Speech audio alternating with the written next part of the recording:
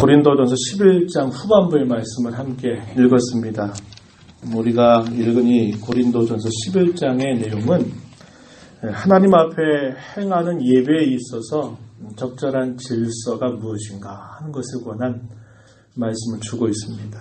11장의 내용에서는 하나님 앞에 예배를 하는 데 있어서 기도와 예언에 대해서 그리고 성찬을 하게 될 때 무엇을 조심해야 될까 하는 부분들을 다룹니다. 물론 이런 문제를 다루게 된 배경은 당시 고린도 교회가 이런 부분에 있어서 문제를 안고 있었기 때문이었습니다. 오늘 우리가 다루는 고린도전서 11장 17절로부터 34절 내용에서는 성찬과 관계된 문제를 다루고 있습니다. 초대교회에서는 대개 이 성찬을 할 때 어떻게 했냐면 소위 애찬이라고 하는 것을 했습니다. 이걸 아가페라고 부르는데요. 성도들이 먼저 함께 공동 식사를 하는 겁니다. 그래서 그리스도 안에서 서로 사랑을 나누는 그런 일들을 했고, 그리고 그에 이어서 성찬식을 참여를 했던 것입니다.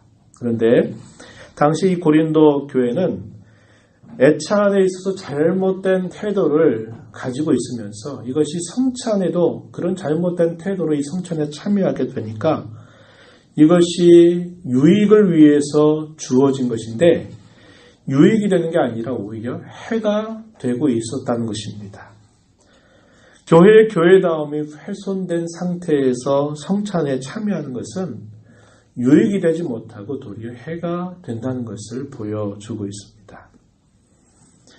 오늘 우리가 읽은 이 말씀의 내용을 통해서 성찬이 무엇인가에 집중하는 게 아니라 이 성찬과 관계에서 무엇이 중요한가 하는 것을 오늘 이 말씀을 통해서 우리가 집중적으로 살펴보려고 합니다.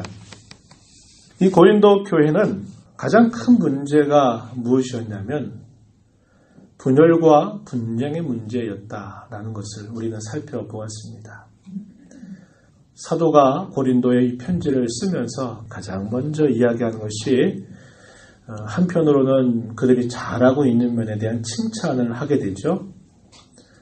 구변과 언변이 뛰어났다. 하나님의 은사가 충만했다. 그리스도에 대한 소망이 아주 견고했다. 이런 부분은 고린도 교인들이 잘하고 있는 면이어서 이 부분을 칭찬합니다.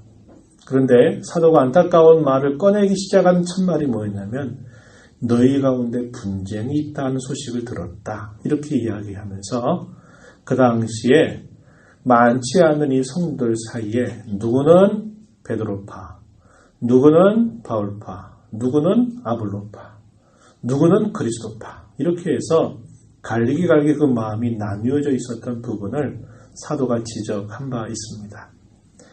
이러한 문제는 단순히 교회 문제 가운데 한 부분이 아니라 이런 분열의 문제가 전반적인 부분에 그 영향이 미치고 있었다는 것입니다.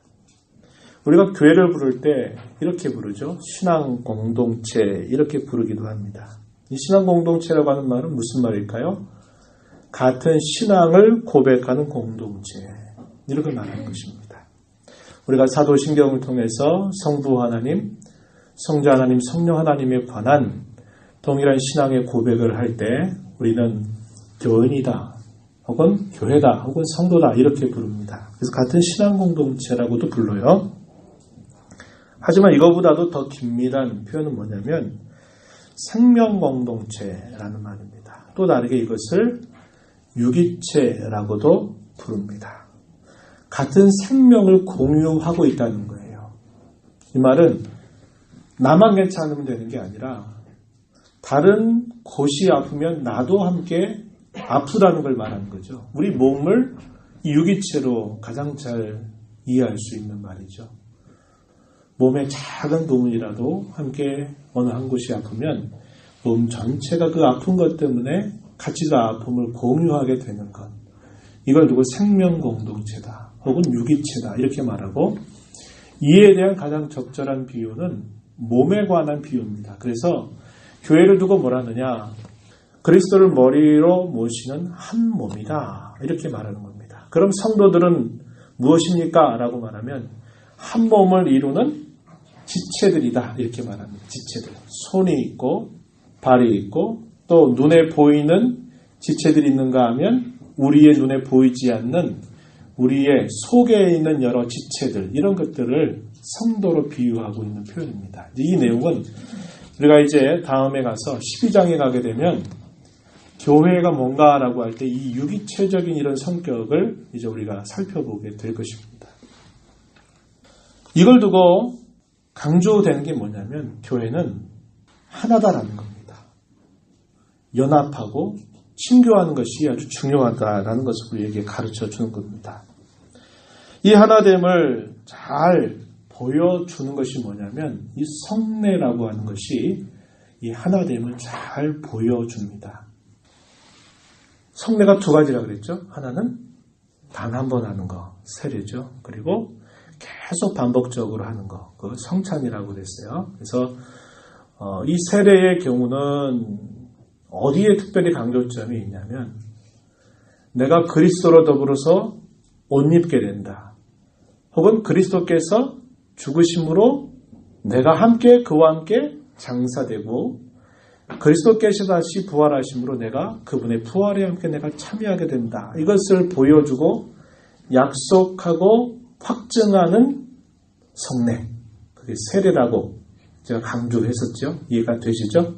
그래서 이 세례는 그리스도와 내가 뗄 수 없는 연합으로 하나가 되었다는 것을 우리에게 보증해 줍니다. 그리스도께서 성찬을 우리에게 주신 것은 영적인 식탁으로 우리를 초대하는 겁니다. 그래서 나만이 아니라 그리스도를 주로 고백하는 신자들을 다 영적인 식탁으로 불러 모아서 함께 식사를 나누는 거예요. 그럼 거기에서 강조되는 것은 성도와 성도 간의 연합과 친교를 강조해 준다는 겁니다. 다시 말씀드리면 세례는 그리스도와 나와 끊을 수 없는 연합 쪽에 많은 강조점을 둔다면 이 성찬은 성도와 성도 사이의 연합과 친교를 강조해 준다고 하는 겁니다. 그래서 이 성례는 교회가 하나 되었고 하나로 연합되었다고 하는 것을 잘 보여주도록 우리의 주님께서 우리에게 주신 거룩한 예식입니다. 이걸 성례라고 부르는 것이죠. 하지만 당시 이 고린도 교회는 어떤 일이 생겼다고 말합니까? 이 분열과 분쟁이라고 하는 문제가 계속 전반에 그 영향을 미치고 있었다고 하는 것입니다. 이런 분열과 분쟁의 모습은 건전하고도 좋은 신앙을 가진 사람들이 누구인가를 분별해 주는 가름대가 됩니다. 그러니까 다시 말씀드리면 신앙이 건전하고 신앙이 적은 사람의 경우는 이런 분열과 이런 분쟁의 문제 앞에서 이런 문제를 잘 패스하는 거예요. 패스, 통과한다 이 말이에요. 그러니까 그렇지 않은 사람, 아직 신앙이 건전하거나 그렇지 않은 사람들은 이 문제에 딱 부딪히면 통과를 못하는 거예요. 그 이야기입니다. 오늘 우리가 읽은 말씀 가운데 18절 말씀 한번 보세요. 18절에 먼저 너희가 교회에 모일 때에 너희 중에 분쟁이 있다 함을 듣고 어느 정도 믿거니와, 성찬에 대해서 얘기하는데 사도가 먼저 이야기하는 게 뭐냐면 너희 중에 분쟁이 있다 함을 듣고 어느 정도 믿거니와, 19절 너희 중에 파당이 있어야 너희 중에 옳다 인정함을 받은 자들이 나타나게 되리라. 이게 발이 좀 어려워요. 근데 이게 무슨 말이냐면 금방 이야기했던 그 이야기입니다. 여기 건전하고도 좋은 신앙, 제가 그 표현을 바꿨어요. 믿음이, 쉽게 말하면 믿음 좋은 사람은 이런 분열과 분쟁의 문제를 맞닥뜨릴 때 거기 그런 문제로부터 통과한다는 거예요. 그것 때문에 크게 문제거리가 안 되고 넘어간다는 겁니다. 패스한다는 거예요. 합격한다는 거예요. 그러나 반대로 그렇지 않은 사람은 그 문제에 부딪히면 통과하지 못한다는 거예요. 불합격 처리된다 이 말입니다. 그걸 말하는 거예요. 그걸 오늘 본문에서 뭐라고 말했냐면 19절에서 옳다 인정함을 받은 자들, 이렇게 표현했습니다. 이걸 또 다르게 말해볼까요? 이렇게 말하는 거예요. 시험을 통과한 사람들, 이렇게 표현할 수 있는 말입니다. 교회 가운데 신앙이 성숙한 사람은 그런 문제를 만나게 될 때 넉넉히 패스한다는 거예요. 통과한다는, 합격한다는 거예요. 그러나 아직 그렇지 못한 경우에는 이런 문제에 걸려 넘어지고 통과하지 못한다. 이것을 이야기해 주는 것입니다. 그렇게 된다면, 만약에 이러한 문제를 넘어서지 못한다면 성찬은 유익이 되지 못한다. 오히려 해가 된다라고 심하게 책망하고 있습니다. 17절 말씀 한번 읽어보겠습니다. 내가 명하는 이 일에 너희를 칭찬하지 아니하나니 이는 너희의 모임이 유익이 못되고 도리어 해로움이라. 이렇게 말합니다. 성찬을 하는 거죠. 이 성찬하기 전에 아가페라고 하는 친교의 식사를 하는 거, 애찬식이라고도 말합니다. 이렇게 하는데 그것이 좋은 뜻을 가지고 하는데 이 좋은 뜻을 가지고 하는 그들의 이 모습이 유익이 되어야 되는데 유익이 되는 게 아니라 도리어 해가 된다. 이렇게 사도가 말하면서 책망하고 있는 것입니다. 그렇다면 당시 성도들이 어떻게 했을까요? 20절에 한번 가서 보세요. 너희가 함께 모여서 주의 만찬을 먹을 수 없다. 이는 왜 그러한가? 21절에 먹을 때에 각각 자기의 만찬을 먼저 갖다 먹음으로 어떤 사람은 시장하고 어떤 사람은 취하기 때문이다. 이렇게 말합니다. 각각 자기의 만찬을 먼저 갖다 먹었대요. 그래서 어떤 사람은 너무 많이 먹어서 취하는가 하면 또 어떤 사람은 시장하대요. 배가 고프다는 겁니다. 이런 일로 인해서 자기 욕심을 채우는 사람, 또 허기진 사람, 이런 것으로 인해서 문제거리가 되었다는 거예요. 그것에 대해서 말하기를 이렇게 모여서는 주의 만찬을 먹을 수 없다. 사도가 이렇게 말하고 있는 것입니다. 오래전에 우리가 고린도전서 1장의 말씀을 읽으면서 아까 처음 이야기했듯이 가장 먼저 이 분열과 분쟁의 문제를 사도가 다루기 시작했다 그랬습니다. 그럴 때 사도가 그렇게 사람들이 분열과 분쟁을 부추기게 되는 좀 더 근본적인 이유가 뭘까? 그것에 대해서 이야기한 것을 잘 생각해 보면 이런 태도에서 분열과 분쟁이 조장된다는 거예요. 하나님의 의, 하나님의 영광이 아니라 자기 자랑, 자기 의, 자기 영광을 추구하는데 그 근본적인 의도가 있다는 겁니다. 이 분열이나 분쟁이 왜 생기는가라고 말할 때 서로가 마음이 안 맞아서 그렇지요. 우리 이렇게 말할 수 있어요. 이 사람하고는 마음이 잘 통하니까 뭐 그런 게 없는데 저 사람하고는 마음이 안 통하니까 서로 분열이 생기고 다툼이 생기는 거 아니겠습니까? 이거는 피상적인 겁니다.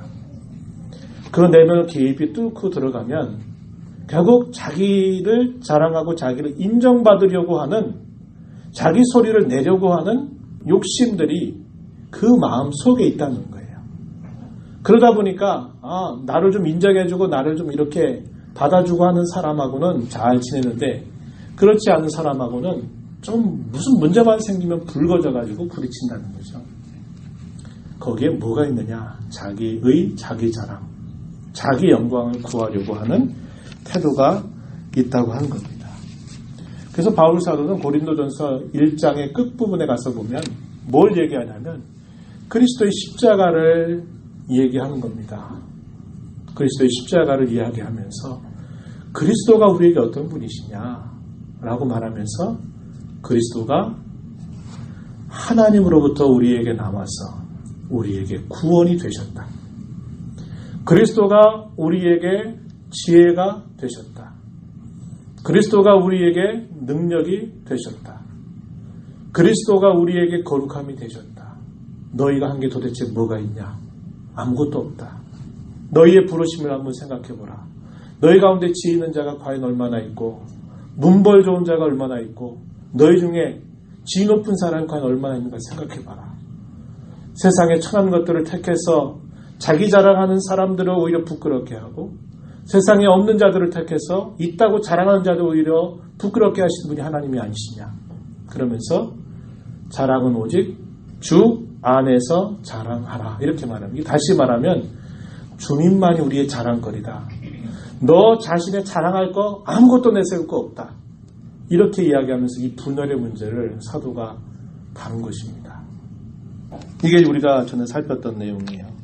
당시 고린도 교인들은 성찬을 하기 전에 애찬식을 가지면서 그 목적을 연합과 친교에 두어야 하는데 거기에 두는 게 아니라 자신의 허기진 배를 채우려고 하거나 내가 먼저 가서 먼저 좀 맛있는 거 많이 먹어야 되겠다. 이런 마음을 가지고 있거나 아니면 배고프지 않는데 먹는 거 좋아해서 욕심 부리는 거. 욕심을 부리는데 있었던 것을 우리가 생각할 수 있습니다. 근데 실제적으로 이런 애찬식을 하거나 성찬식을 참여하는 것은 어디에 목적이 있어야 된다고요? 연합의 목적이 있어야 되고 친교 아니면 교제 여기에 목적이 있어야 된다는 거죠.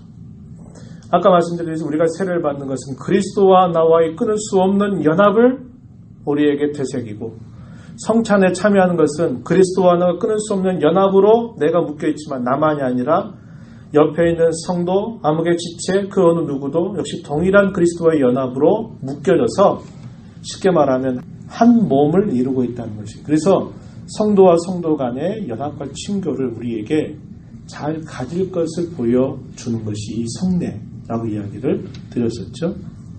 근데 거기에 목적이 있는 게 아니라 먼저 가서 선점해서 좋은 거 많이 먹어야 되겠다.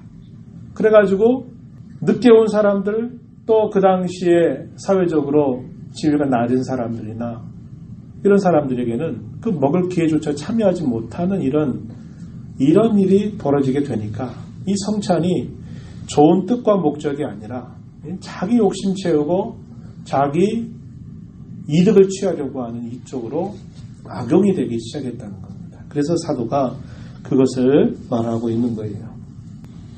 더 나아가서 사도는 그들의 태도에 대해서 세 가지를 지적하면서 책망하고 있습니다. 22절 말씀 우리 함께 읽어봅니다. 22절 너희가 먹고 마실 집이 없느냐? 너희가 하나님의 교회를 없인 여기고 빈궁한 자들을 부끄럽게 하느냐? 내가 너희에게 무슨 말을 하랴? 너희를 칭찬하랴? 이것으로 칭찬하지 않노라. 세 가지를 이야기합니다. 세 가지. 자, 보세요. 22절 먹고 마실 집이 없느냐? 그렇게 먹고 싶은 것은 너희 집에서 향연을 베풀고 그렇게 할 수 있지 않느냐? 왜 이렇게 모여서 여기서 함께 모든 신자들이 함께 나누어서 그리스도의 몸에 참여하는 일에 하나가 되어야 될 이 자리에 여기서 왜 집에서 자기 음식 먹고 싶은 것처럼 그렇게 욕심을 챙기느냐? 이렇게 이야기하는 것이죠. 두 번째는 하나님의 교회를 멸시한다는 거죠. 이 교회가 뭘까요? 부름받은 신자들을 말하는 겁니다. 신자들 개인들을 말해요. 자기 욕심 챙기려고 하니까 그렇지 못한 사람은 결국 무시당하고 멸시당하는 일이 생겨나는 것이죠. 그러니까 그건 결국 하나님의 교회를 멸시하고 업신여기는 태도와 똑같은 것이다. 이렇게 말하는 겁니다. 세 번째 뭐라고 말하냐면 부유한 가정으로부터 보호를 받지 못하는 가난한 자들을 부끄럽게 하는 것이라고 사도가 책망합니다. 여러분 전에 기억나십니까? 고린도서 7장 26절 보면요. 이런 말씀을 했어요. 내 생각에는 이것이 좋으니 곧 임박한 환난으로 말미암아 사람이 그냥 지내는 것이 좋다. 사도가 이렇게 말하는데 임박한 환난 그게 뭐냐면 당시 이 고린도 지방에 닥쳤던 심각한 기근 문제가 있었다는 거예요. 부유한 사람들은 기근을 만나도 어느 정도 버틸 힘이 있잖아요. 그러나 하루 벌어 하루 먹는 사람들 같은 경우에 이 기근이 심해 보세요. 가난한 사람들은 먹을거리를 구할 수가 없게 되는 겁니다. 소위 빈익빈 부익부 현상이 더 심각하게 드러나게 되는 그 당시 상황이 있었다는 거예요. 그러니까 고린도 교인들도 그 교인들을 이루고 있는 성도 중에서는 비교적 넉넉한 사람이 있었겠지만 그러나 또 반대로 넉넉하지 못한 사람들이 함께 있는 겁니다. 그런데 우리 그런 말 있잖아요. 돈 많은 사람들이 더 욕심 부린다 그러죠.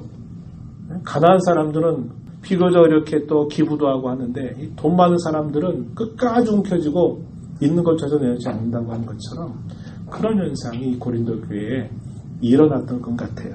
그러다 보니까 사도가 심각하게 이들을 책망하게 되었던 것입니다.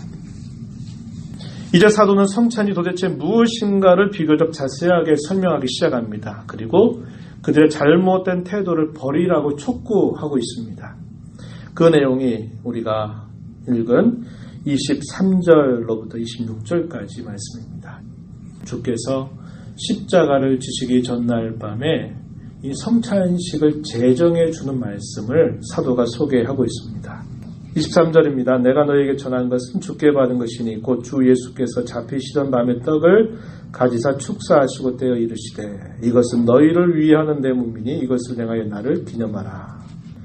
25절 식후에 또한 그와 같이 잔을 가리시고 이르시되 이 잔은 내 피로 세운 새 언약이니 이것을 행하여 마실 때마다 나를 기념하라 하셨다. 26절에 너희가 이 떡을 먹으며 이 잔을 마실 때마다 주의 죽으심을 그가 오실 때까지 전하는 것이다. 그래서 이 23절로부터 26절까지는 이 성찬을 제정하신 말씀을 사도가 그대로 표현해 주고 있습니다. 이 성찬은 뭘까요? 근본적으로 주님과 하나 된 것을 우리에게 보여주죠. 그뿐만 아니라 성도 상호 간에 하나됨을 우리에게 잘 표시해 주는 것입니다. 우리가 앞서 읽었던 고린도서 10장 17절 말씀 잠시 보실까요? 떡이 하나요 많은 우리가 한 몸이니 이는 우리가 다 한 떡에 참여합니다. 그리스도의 떡을 하나 된 그 떡을 떼어서 먹는다. 그것은 우리가 다 한 몸이라고 하는 것을 보여준다는 거죠. 우리가 다 한 떡에 참여했다. 이렇게 말합니다. 그래서 단순히 떡과 포도주를 받아 먹고 마시고 하면 성찬식에 참여한 건 아니에요. 그것은 이제 겉으로만 하나의 의식에 참여한 거라는 거죠. 그것은 실제로 우리에게 뭐를 보여주느냐? 우리가 그리스도 안에서 하나가 되었다고 하는 것을 우리에게 확증시켜주는 중요한 뜻이 있다는 거예요. 그래서 이 성찬은 하나됨을 대단히 강조해주고 있다고 하는 겁니다.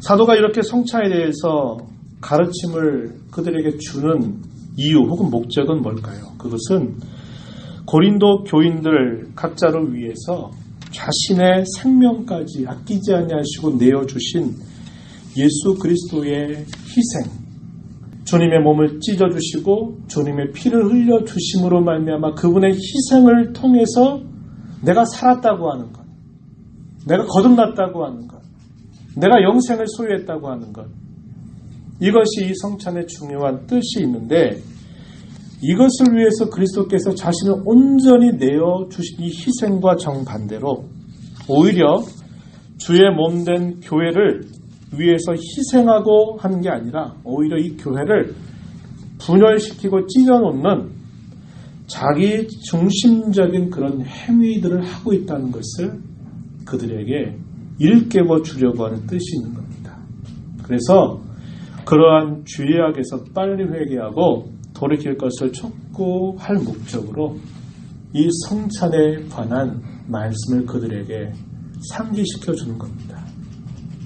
우리를 위해서 모든 걸 다 내어주신 거 아니냐.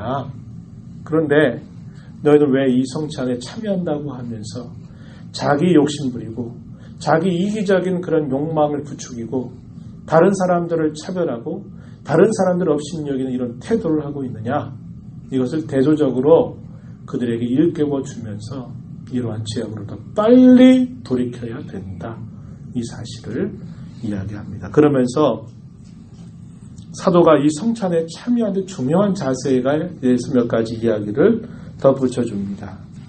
그 내용 27절 보니까 뭐라고 말하냐면 주의 떡이나 잔을 합당하지 않게 먹고 마시는 자는 주의 몸과 피를 범하는 죄가 있는 것이다.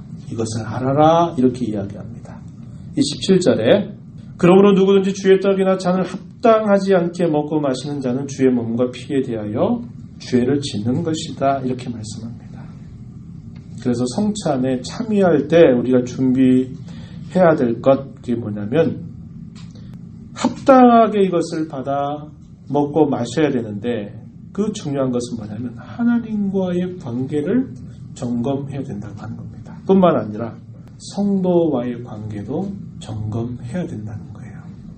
되게 우리 한국교회가 그렇게 하죠. 저희도 그렇게 합니다. 일주일 전에 우리 다음 주에 성찬식이 있습니다. 한 주간을 잘 준비하십시다. 그리고 참여합시다. 이렇게 말하거든요. 그러면 한 주간 동안 성찬식하고 기억했다가 잊지 말고 참여해라 그런 말로 여러분이 받아들이면 안 되고 무슨 뜻이 있느냐. 한 주간 동안 하나님과 여러분 자신의 관계를 점검하라는 거예요. 그럼 그것만 되면 오케이? 아니요. 그리스도께서 위하여 죽으신 형제와 자매에 대해서 내가 어떠한가를 살펴봐야 된다는 거예요. 성도와 성도와의 관계를 살펴봐야 돼요. 이걸 점검하고 빨리 해결할 것을 이야기하고 있는 겁니다. 교회 안에 함께 교회를 이루고 있는 성도 간에 불편한 마음을 오랫동안 품지 마셔야 합니다. 그리고 진실하게 다가서고 진실하게 예면 예 아니면 아니라고 말해야지. 늘 얘기하지만 우리 에스겔에서 읽은 것처럼 변명하고 탓하고 이렇게 아무리 많이 이야기한들 이것은 관계에 도움이 되지 않습니다. 내가 이런 부분에서 내가 미처 살피지 못해서 이랬다. 미안하다. 정말 잘못했다. 진솔하게 진실을 말하는 것으로부터 문제는 풀어지게 돼 있어요. 그걸 외면하고 어떤 상황을 들이대고 탓을 들이대고 변명을 들이대면 그 문제는 해결되는 게 아니라 깊어집니다. 죄의 몸을 분별하지 못하고 먹고 마시게 될 때 자기의 죄를 먹고 마시는 것임을 알라고 이야기했습니다. 그리고 이러한 일들을 참여하지 못하게 이렇게 분별하지 못하고 참여하게 될 때 어떤 일이 생겨났느냐 이렇게 말하기를 30절에 보세요. 너희 중에 약한 자, 병든 자, 잠자는 자 표현했어요. 그리스도의 몸을 분별하지 못하고 참여한 자. 이것은 그런 겁니다. 분열과 다툼의 문제들, 또 이기심과 자기 욕심, 다른 사람에 대한 차별, 무시 이런 것들이 해결되지 않은 채 이렇게 참여하게 되는 것을 문맥 속에서 볼 수 있는 거죠. 그럴 때 약한 자가 있고 병든 자가 있고 잠자는 자. 잠자는 자는 뭘까요? 죽은 자를 말하는 겁니다. 성경의 표현법에 잠잔다 그래요. 죽었다는 거예요. 왜 그럴까요? 주께서 징계하셨다는 거예요. 이것을 잘 판단해서 자기가 스스로 잘 성찰하면 이런 일이 없는데 이렇게 안 하니까 주께서 징계하셨는데 그 징계로 해서 병든 사람이 있고 몸이 약해진 사람이 있고 심지어 죽은 사람도 있다. 이렇게 사도가 말하고 있는 것입니다. 그러면 사도가 구체적으로 주는 말 뭐라고 말하냐면 구체적인 권면 33절에 보니까 먹으러 모일 때 기다려라 이렇게 말합니다. 기다려라. 배고프다고 먼저 먹고 먼저 많이 먹으려고 선점하지 말고 기다려라. 거기는 먹는 데 목적이 있는 게 아니라 자기 허기진 배를 채우는 데 목적이 있거나 자기 먹고 싶은 욕심을 채우는 데 있는 게 아니라 먹을 것들은 이미 너희 집에서 다 적당하게 먹고 그 성찬에 참여하는 사람들 간에 차별이나 다툼이나 이런 문제들이 생기지 않도록 기다려라. 이렇게 말해요. 34절에서는 역시 그렇게 말해요. 시장하거든 집에서 먹고 오라는 거예요. 그 자리가 밥 먹는 자리가 아니라는 거예요. 밥 먹는 자리가 아니라는 거예요. 거기 자기 욕심을 부릴 자리가 아니라는 거예요. 그건 우리 모두가 주 안에서 하나 되었다고 하는 것을 서로 배려하고 그것을 잘 만들어가기 위해서 갖는 것이어야지 그것이 사라져버린 채 그저 이런 욕심을 부추기거나 하면 안 된다. 그러니까 구체적인 권면을 주고 있는 겁니다. 이제 말씀을 마무리할게요. 우리가 오늘 말씀 통해서 두 가지를 생각해 보려고 해요. 하나는 유익이 되는 모임이 있고 해가 되는 모임이 있다는 겁니다. 성도가 함께 모여서 서로에게 유익이 되어야지 모였는데 결과적으로 해가 되어서는 안 됩니다. 여러분의 구역의 모임이 좋은 뜻으로 모인 거 아니겠어요? 근데 구역 모여가지고 부정적인 말들, 남들을 헐뜯고 비방하는 말들, 교회의 덕을 해치는 말들을 한다? 이게 어떤 모임입니까? 유익되는 모임이 아니라 어떤 모임이에요? 해가 되는 모임 될 수 있어요.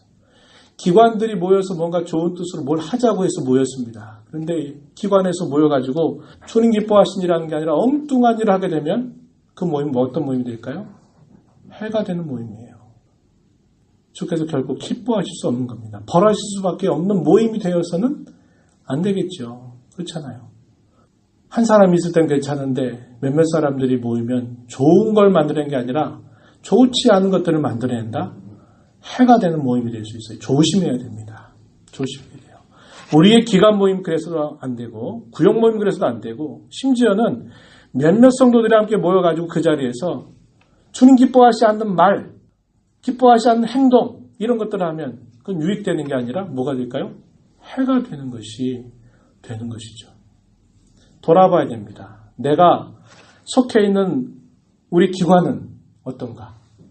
내가 속해 있는 우리 구역은 어떤가? 아니면 내가 비교적 자주 만나서 교제하고 이야기하는 그 몇몇 성도들 간에 그 모임이 내 신앙을 유익되게 해서 나로 하여금 더 하나님을 바라보게 만들고 신앙생활 이렇게 하는 거구나 하는 것으로 가게 만드는지 아니면 괜히 오늘 안 만났으면 좋을 뻔했는데 괜히 저런 말 들어가지고 괜히 저거 봐서 나 괜히 시험 들겠어.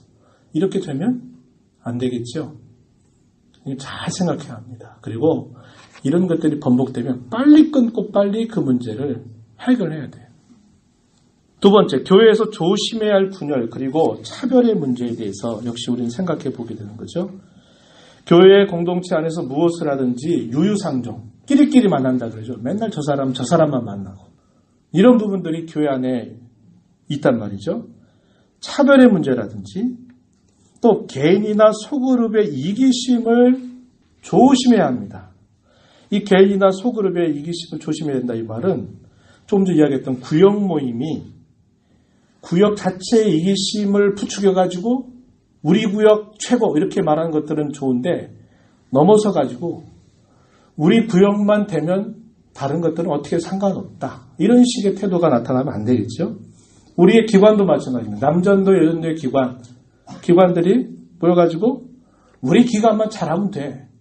교회 전체가 어떻게 되는지 별로 관심치 않고 우리 기관의 몇몇 사람들만 잘하면 된다. 이런 것은 이기심입니다. 부서도 마찬가지죠. 그래서 이런 이기심을 갖지 않도록 조심해야 합니다. 전체와 부분이 균형을 이루어야 돼요. 교회 전체와 내가 속해 있는 구역이나 기관이나 부서가 전체와 조화를 이루어야 돼요. 그러면서 내가 속해 있는 부분이 주께서 보실 때 좀 더 적극적이고 정면으로 뭔가를 서로에게 좋은 영향을 줄 수 있도록 가는 건 좋아요. 그러나 어떤 경우는 교회 전체는 안중에도 없고 그냥 내가 속해 있는 구역, 내가 몇몇 만난 사람만 그냥 잘하면 된다. 이렇게 생각할 때는 뭐가 없는 거예요? 전체라고 하는 생각이 없는 거예요. 마치 우리가 어떤 산을 볼 때 그 산 전체의 모양을 다 보면서 구체적인 길들을 우리가 또 따라가는 것처럼 우리는 교회라고 하는 전체를 항상 생각해야 되고 내가 속해 있는 그 부분이 이 전체와 잘 조화 균형을 이루어가는 일에 항상 그것이 치우치지 않도록 우리가 힘써야 한다라고 하는 겁니다. 한번 생각해 보세요. 우리에게는 이런 모습이 없는지, 나에게는 이런 모습이 없는지를 잘 성찰해 보아야 합니다. 우리가 여기서 잘 성찰하고 잘 살피면 주께로부터 판단받을 일이 적어집니다. 여러분 여기 31절 좀 보세요. 좀 시간이 지났지만 한번 보세요. 31절 우리가 우리를 살폈으면 판단을 받지 아니하려니와. 잘 성찰하고 잘 살피면 판단받을 일이 적어져요. 또 32절에서도 뭐라 그래요? 우리가 판단받는 것은 주께 징계를 받는 것이다. 왜 판단받는 걸까요? 내가 안 살폈기 때문에, 성찰하지 않았기 때문에, 내가 가는 길이 이게 진짜 잘 가고 있는지 안 가고 있는지를 내가 살피지 않으니까 주님이 안 되겠다 싶어가지고 징계를 내리셨다 이 말이에요. 마지막 4절에서도 보세요. 뭐라고 말하냐면 이렇게 말해요. 너희의 모임이 판단받는 모임이 되지 않게 하려 함이라. 누구한테 판단받는 걸까요? 주께로부터 판단받는다는 거예요. 왜 그럴까요? 살피지 않았기 때문에. 내가 속해 있는 구역은, 내가 속해 있는 기관은, 내가 속해 있는 부서는 주님 보시기에 잘하고 있는 걸까? 그걸 잘 살피고 끊임없이 살펴보면 주께서 판단하실 수가 없어져요. 근데 그냥 좋은 게 좋다고 그냥 다 하고 싶은 대로 하면서 가다 보면 나중에 어떻게 될까요? 주께서 다 판단하신다는 거예요. 너네 좋은 일로 모여서 이렇게 하라고 했는데 거기서 악만 행하고 있냐? 해로운 것만 하고 있냐? 그럼 주님이 징계하신다는 거예요.